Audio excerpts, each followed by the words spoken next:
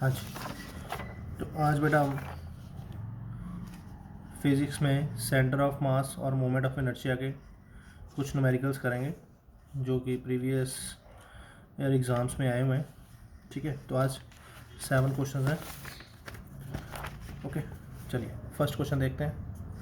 First question में क्या है, कहता है कि 2 bodies of masses 1 kg and 2 kg are located at 1,2 and -1,3। तो 2 बॉडी हैं, एक का मास है 1 kg और दूसरी का मास है 2 kg। ठीक है, इसके कोऑर्डिनेट्स हैं 1,2 और इसके कोऑर्डिनेट्स हैं -1,3। Okay, find the coordinates of centre of मास। ठीक है, तो मान लीजिए यहाँ कहीं पे सेंटर ऑफ मास है, यहाँ कहीं पे सेंटर ऑफ मास है। ठीक है, सेंटर ऑफ मास हमेशा हैवी बॉडी के पास में होगा, तो इसके हमें कोऑर्डिनेट्स निकालने। ठीक है, इसके हम कोऑर्डिनेट्स मान लेते हैं x, y। ठीक है, तो let coordinates of centre of mass are x, y। ठीक है, तो बेटा हमने फॉर्मूला पढ़ा हुआ है सेंटर ऑफ मास का कोऑर्डिनेट्स निकालने का। x कोऑर्डिनेट निकालने का फॉर्मूला होगा m1x1 plus m2x2 over m1 plus m2।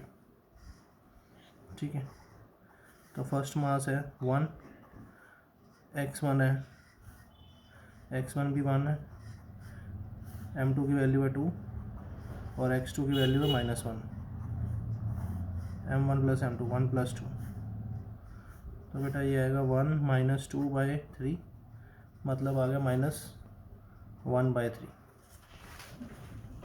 ठीक है जी, चलिए सिमिलरली अगर y निकालना है तो y निकालने के लिए m1/1 plus m2/2 over m1 plus m2। m1 का वैल्यू है 1, y1 का वैल्यू है 2, m2 का वैल्यू मास 2 का वैल्यू 2 है और y2 का वैल्यू 3 है और 1 प्लस 2, तो ये आ जाएगा बेटा 8/3। ठीक है, तो कोऑर्डिनेट्स आ गए x, y कितना आ गया -1,3 एंड 8/3। ठीक है, तो this is all about first question. चलिए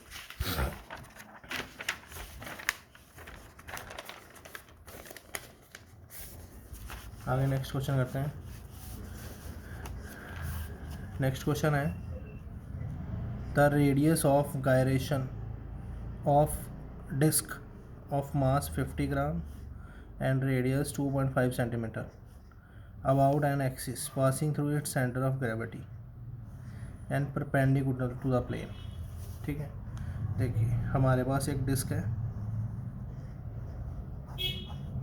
ठीक है, इसका जो मास है वो हमें दे रखा है 50 ग्राम और इसका जो रेडियस है वो हमें दे रखा है 2.5 सेंटीमीटर। ठीक, अब हमें इसका रेडियस ऑफ गायरेशन निकालना है about an axis passing through it centre of gravity, और उसने बोला है कि जो इसके एक्सिस हैं वो सेंटर ऑफ ग्रेविटी से पास कर रहे हैं। ठीक है, and perpendicular to the plane है, तो ये डिस्क का प्लेन है और ये जो एक्सिस हैं ये इसके परपेंडिकुलर है। ठीक है, चलिए देखिए आगे। हाँ जी, तो जो डिस्क है, डिस्क का मोमेंट ऑफ इनर्शिया, मान लीजिए ये z एक्सिस है, तो moment of inertia of disc about an axis perpendicular to the plane, इसका फॉर्मूला होता है mr²/2। ठीक है, लगी समझ? अच्छा, और now moment of inertia about radius of gyration, उसका फॉर्मूला होता है m²। ठीक है, और हमने पढ़ा हुआ है कि जो moment of inertia of body है, ठीक है, और moment of inertia about radius of gyration, तो दोनों के होंगे इक्वल होंगे, तो mr²/2 is equal to m k square, m से एम कैंसिल, तो के का वैल्यू आ गया आर बाई रूट टू। ठीक है, तो आर का वैल्यू अपन को पता है 2.5 बाई रूट टू। तो बेटा इसको आप सॉल्व करोगे तो आपके पास आंसर आएगा 1.76 सेंटीमीटर। ठीक है, चलिए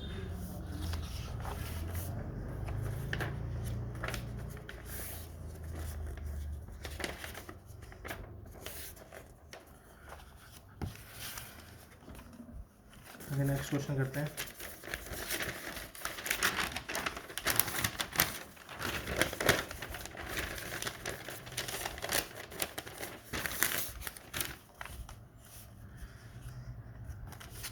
नेक्स्ट क्वेश्चन है अपने पास, a child stands at the centre of turn table with his 2 arms outstretch. ठीक है, तो मान लो कि ये अपने पास एक कोई टर्न टेबल है। ठीक है, और यहाँ पे एक चाइल्ड खड़ा है सेंटर में। ठीक है, और उसकी जो आर्म्स है वो फुल स्ट्रेच है। ठीक है, the turn table is set rotating with angular speed of 40 revolution पर मिनट। अब ये जो बच्चा है, सॉरी, जो टेबल है ये रोटेट कर रहा है कितनी एंगुलर स्पीड से, 40 रेवोल्यूशन पर मिनट। तो एंगुलर स्पीड कितनी है, 40 रेवोल्यूशन पर मिनट। चलिए आगे, how much is angular speed of the child if he fold his hands back reducing the moment of inertia to 2/5 times of its initial value. मतलब ये जो बच्चा है इसने क्या किया, इसने जो अपने आर्म्स थे, ठीक है, तो उनको स्ट्रेच कर लिया। ओके, तो वो आर्म्स को जब स्ट्रेच कर लिया तो मोमेंट ऑफ इनर्शिया कम हो गया। तो let initial moment of inertia, initial moment of inertia ले लो I1, और आफ्टर फोल्डिंग जो फाइनल मोमेंट ऑफ इनर्शिया है वो 2/5 टाइम्स कम हो गया। तो 2/5 टाइम्स ऑफ I1। ठीक है, तो इसको इनिशियल को I1 भी मान सकते हैं और फाइनल को I2 भी मान सकते हैं। ठीक है, चलिए आगे देखिए। अब मुझे निकालना है कि जब ये इसने अपना आर्म्स फोल्ड कर लिया तो ये कितनी एंगुलर वेलोसिटी से रोटेट करेगा। ठीक है, इसकी एंगुलर स्पीड कितनी होगी। ओके, यही हमें निकालना है। तो since no external force act on the body, so angular momentum will remain conserved। Angular momentum जो है वो कंजर्व रहेगा। तो I1 ω1 is equal to I2 ω2। ठीक है, अच्छा, I1 का वैल्यू, I1 लिख लो, ω1 है 40, I2 का वैल्यू 2/5 टाइम्स ऑफ I1, और हमें ω2 निकालना है। तो ω2 I1 इंटू 40, इसको इधर ले आओ तो ये आ जाएगा 2/5 टाइम्स ऑफ I1, I1 से I1 कैंसिल, तो ω2 आ गया 40, इसको रेसिप्रोकल करो तो 5/2, तो ये आ गया 100 RPM। ठीक है जी, चलिए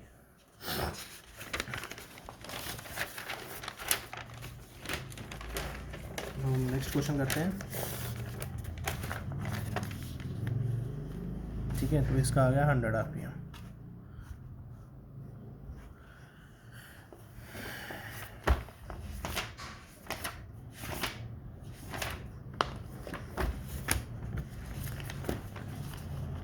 हाँ जी, नेक्स्ट क्वेश्चन देखिए।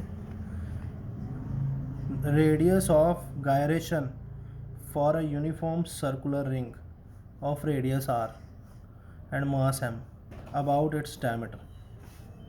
ठीक है, देखिए जी, question number 5, sorry question number 4। मेरे पास एक रिंग है, ठीक है, जिसका रेडियस आर है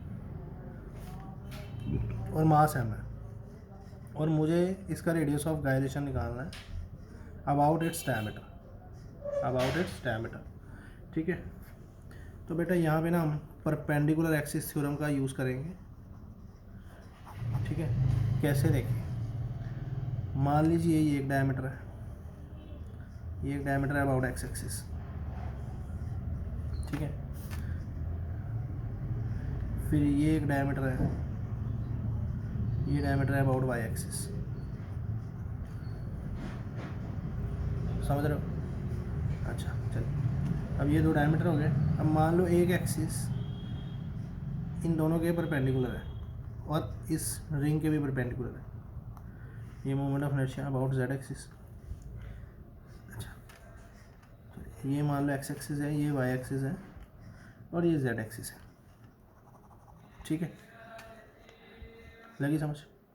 अब हमने पढ़ रखा है कि moment of inertia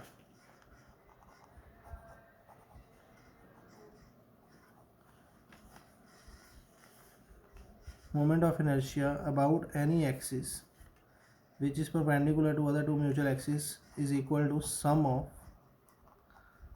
moment of inertia of other two axes which are perpendicular to the third axis, ठीक है।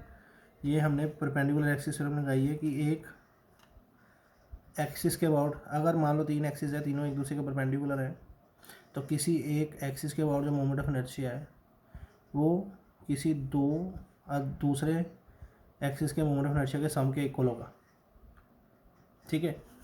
चलिए अब देखिए, ये बेटा जो वाई एक्सिस है ये भी इसका डायमीटर है, एक्स एक्सिस इसका डायमीटर है, तो मोमेंट ऑफ इनर्शिया एक्स और वाई के अबाउट, दोनों के अबाउट इक्वल होगी, ठीक है। तो वाई की जगह भी हम एक्स डाल सकते हैं, ओके, ठीक है। तो अब किसी रिंग का मोमेंट ऑफ इनर्शिया, ये मेरे पास जेड एक्सिस है ना, तो किसी रिंग का moment of inertia about any axis which is perpendicular to the plane, वो कितना होता है, एम आर स्क्वायर। मैं दोबारा से बता रहा हूँ, ये रिंग है और ये एक्सिस है जो इस रिंग के परपेंडिकुलर भी है, इस रिंग के प्लेन के परपेंडिकुलर है, तो इसके बाद इसका मोमेंट ऑफ इनर्शिया होता है एम आर स्क्वायर। और यहाँ पे आई एक्स प्लस आई एक्स, ये आ गया 2 टाइम्स ऑफ आई एक्स, तो आई एक्स कितना आ गया, M r square by 2,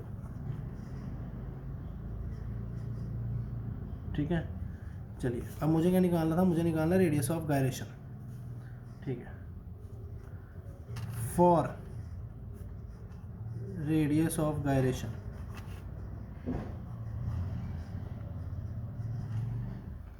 moment of inertia वो कितना होगा, एम के स्क्वायर। मुझे निकालना है radius of gyration about an axis which is diameter, ठीक है। तो मुझे रेडियस ऑफ गायरेशन निकालना है अबाउट डायमीटर, तो ये एक्स एक्सिस डायमीटर है, तो इसके अबाउट मोमेंट ऑफ इनर्शिया कितना होगा, एम के स्क्वायर। अच्छा चलिए, तो दोनों को आपस में इक्वेट कर दो, m k square is equal to m r square by 2, m से एम कट गया, तो के कितना आ गया, आर बाई रूट 2, ठीक है। तो ये अपना आंसर है, ये आंसर है आर बाई रूट 2, ठीक है। अच्छा चलिए आगे करते हैं, नेक्स्ट क्वेश्चन।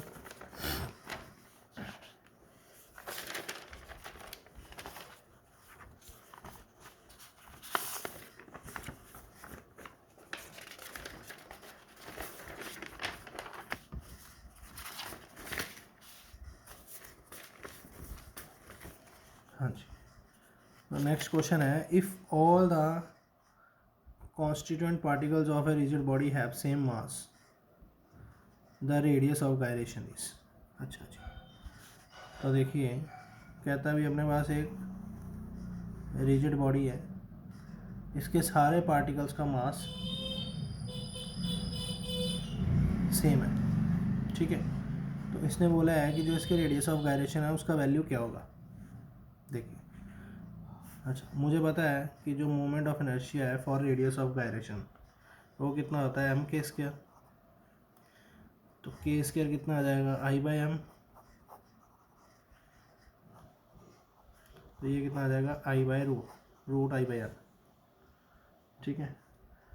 ओके, अब moment of inertia of a body,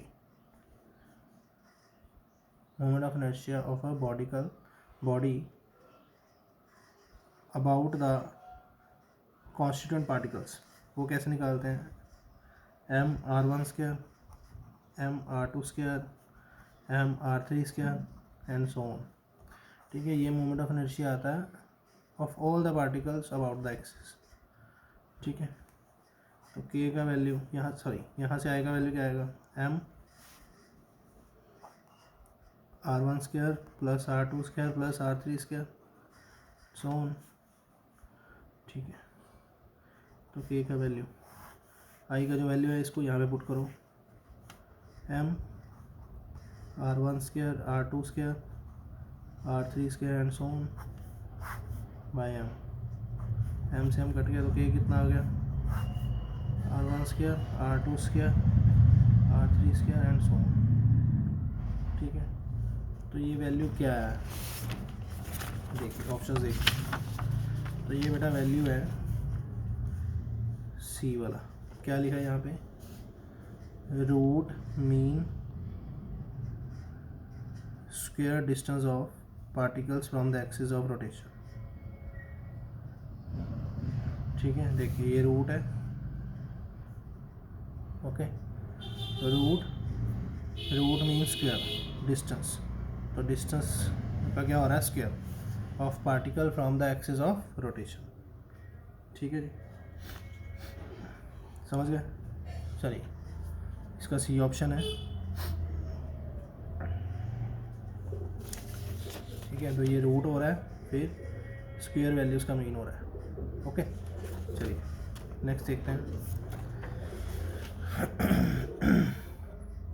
next question क्या है, using the expression in terms of moment of inertia find the angular momentum of earth rotating about its axis. चलिए मुझे क्या निकालना है, angular momentum of earth about its axis, ठीक है। Mass of earth हमें दे रखा है और रेडियस ऑफ अर्थ भी हमें दे रखा है। अच्छा उसने बोला है कि moment of inertia angular momentum जो निकालना है वो in terms of moment of inertia निकालना है, ठीक है। देखिए तो फॉर अर्थ, ठीक है, मुझे निकालना है angular momentum in terms of moment of inertia. तो एंगुलर मोमेंटम का in terms of moment of inertia formula होता है आई इंटू ओमेगा, ठीक है। चलिए थोड़ी सी बात बता देता हूँ सिंप्लिसिटी के लिए। आपने लीनियर मोमेंटम पढ़ा होगा, लीनियर मोमेंटम होता है मास इंटू वेलोसिटी, ठीक है। यहाँ पे मास की जगह आ गया मोमेंट ऑफ इनर्शिया और लीनियर वेलोसिटी की जगह आ गया एंगुलर वेलोसिटी, ठीक है। तो angular momentum is equal to moment of inertia into angular velocity. चलिए अब अर्थ एक सफ़ेयर है, तो सफ़ेयर का जो मोमेंट ऑफ इनर्शिया होता है वो होता है 2/5 mr², ठीक है। और ओमेगा होता है 2π/t, समझ रहे हो, ठीक है। चलिए अब इसमें वैल्यू पुट करते हैं, L 2/5 mr², ओमेगा की जगह 2π/t, ओके। चलिए 2/5, मास ऑफ अर्थ हमें दे रखा है 6 × 10⁻²⁴, रेडियस ऑफ अर्थ भी हमें दे रखा है 6400 किलोमीटर, इसको मीटर में करेंगे तो ये आएगा 6.4 इंटू 10⁶ का स्क्वायर, ठीक है, और मैं 2 इंटू 3.14 बाय टाइम। अब अर्थ अपने एक्सिस के अबाउट जो एक चक्कर है वो 24 आवर्स में लगाती है, ठीक है। अब इसको अगर सेकंड में करना तो 24 पहले 1 आवर में 60 मिनट, फिर 1 मिनट में 60 सेकेंड, तो ये सेकंड में ये वैल्यू आएगी, क्या आएगा 24 इंटू 60 इंटू 60, ठीक है जी। चलिए तो बेटा अगर आप इसको सॉल्व करोगे तो आंसर आएगा 7.33 into 10⁻33, 7 into 10⁻33 kilogram metre square पर सेकेंड, ठीक है। तो ये इसका ऑप्शन आएगा बी ऑप्शन, ठीक है जी। चलिए अब अपना लास्ट क्वेश्चन है आज का।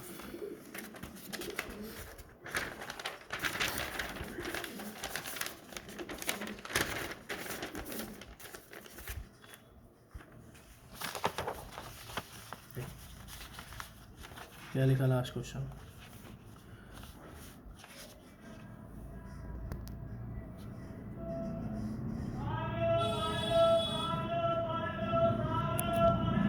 ठीक है, तो कह रहा है 3 पार्ट,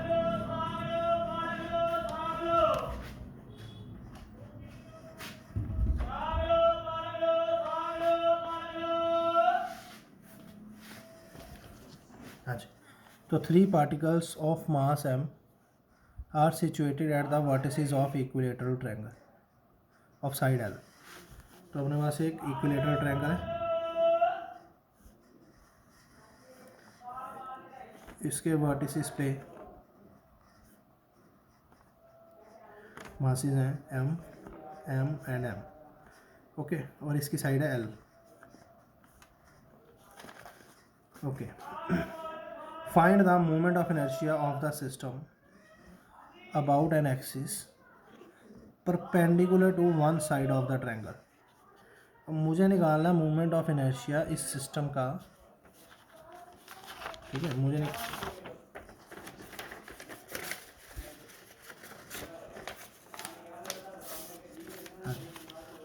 निकालना है मोमेंट ऑफ इनर्शिया इस सिस्टम का about an axis perpendicular to one side of the triangle. तो मान लो कि ये अपने पास ए साइड है, ये बी साइड है और ये सी साइड है। अब मान लो कि ये एक एक्सिस है, ये एक्सिस है अपने, okay, and this axis let's suppose कर लो ये अपने पास एम एन एक्सिस है और ये ए बी के परपेंडिकुलर है, ठीक है। और मुझे इस एक्सिस के अबाउट इस सिस्टम का मोमेंट ऑफ इनर्शिया निकालना है। तो let m n be the axis perpendicular to side AB and this axis passes through point A और ये A पॉइंट से पास कर रहा है, ठीक है जी, समझ रहे हो, और ये A पॉइंट से पास कर रहा है। चलिए तो moment of inertia of the system कैसे आएगा? Moment of inertia of A plus moment of inertia of B plus moment of inertia of C. चलिए बहुत अच्छी बात है, देखिए मोमेंट ऑफ इनर्शिया ए के अबाउट, बेटा ए पॉइंट तो एक्सिस पे है तो इसके बाद मोमेंट ऑफ इनर्शिया होगा 0। बी, ये बी पॉइंट है, इसका डिस्टेंस कितना है एल, तो इसका आएगा एम एल स्क्वायर, ठीक है। इसका moment of inertia of particle see about this axis, इसका बेटा ये जो लेंथ है ना ये आएगी L/2, ठीक है। अभी L/2 कैसे आएगी मैं बताता हूँ आपको, L/2 का स्क्वायर, तो ये आएगा moment of inertia ml square plus ml square by 4, तो ये आ जाएगा अपने पास 5 ml स्क्वायर बाय 4। चलिए अब ये मैं समझा दूँ आपको कि ये L/2 कैसे आई। देखिए बेटा ये एंगल 60, इक्विलेटरल ट्रायंगल है, उसने दे रखा है ये भी 60 और ये भी 60, ठीक है। अगर ये 60 है तो ये कितना हो जाएगा 30, समझ रहे हो? ओके, अगर ये 30 है, ठीक है, ये मान लो एक साइड है L, ठीक है ना, ये एक साइड है L, ओके, इसका इस वाले कंपोनेंट के साथ कितना एंगल बन रहा है 30, ये L है, ठीक है। इसके दो कंपोनेंट बना लेता हूँ, इसके एक ये कंपोनेंट बन गया, एक ये बन गया। जिसके साथ एंगल बन रहा है वो कौन सा होगा, L cos 30, और जिसके साथ नहीं बन रहा वो कौन सा होगा, L sin 30। मतलब अगर ये 30 है, ये L cos 30, तो ये कितना होगा, ये वाला L sin 30 होगा, समझ रहे हो? ठीक है, तो ये L sin 30 आ गया, तो L sin 30, sin 30 कितना होता है, sin 30 होता है 1/2, तो ये कितना आ गया L/2, समझ रहे हो? मैं दोबारा से बता देता हूँ कि ये मेरे पास एंगल था 30 डिग्री, 30 को आया क्योंकि मुझे पता है कि ये जो एक्सिस है ये इसके परपेंडिकुलर है, तो ये एंगल कितना बनेगा 90 टोटल। अगर ये 60 है तो ये 30 बचा, ठीक है। तो अगर ये 30 है तो ये वाला तो आ जाएगा cos 30, और इसके ऑपोजिट ये वाला आ जाएगा sin 30, तो L sin 30 का वैल्यू कितना आएगा L/2। ओके, तो बेटा this is all about today, तो बाकी काम फिर नेक्स्ट टाइम करेंगे।